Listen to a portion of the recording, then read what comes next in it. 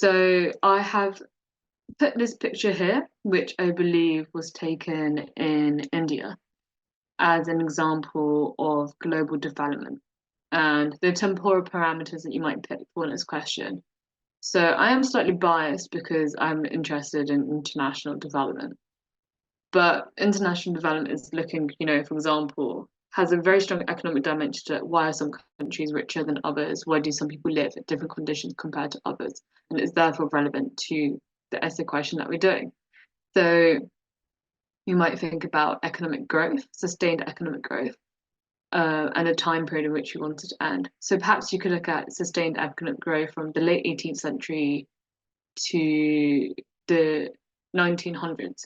And that would be fine if you just looked at one century, but I think it'd be much better to extend the parameters of the question and perhaps even look at now.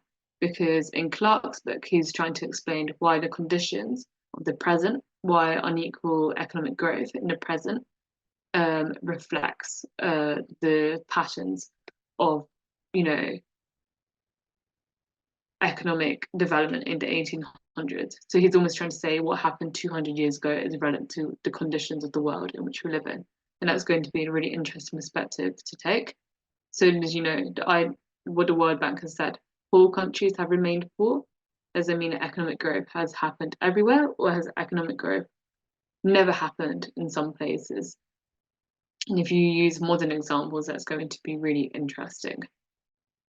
And another point, which is going to be the final point for this video I'm going to pick this up a bit more in the next one on colonial thought and post-colonial thought, is this excellent criticism by Christophe de Jong. So de Jong, this quotation is taken from his review article written in 2009.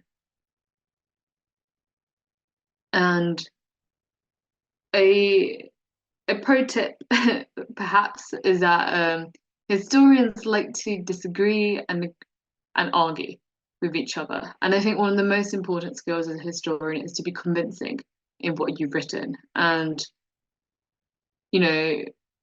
Clarke's book has not convinced a lot of historians. So, this is a slightly scathing review, actually. And I think if de Jong had met Clarke, I think there would have been a slight point of contention between them. But that is often just the way academia works. So this criticism says, it discharges the West from every responsibility for the grinding poverty most people on the globe are living in until today. Which is fascinating because what we've just said, for example, about the material conditions of the world, it seems like Clarke has ignored the responsibility of, conditions that were happening before the 1800s, the responsibility of European countries, for example, through colonialism, for the poverty that some countries are living in today.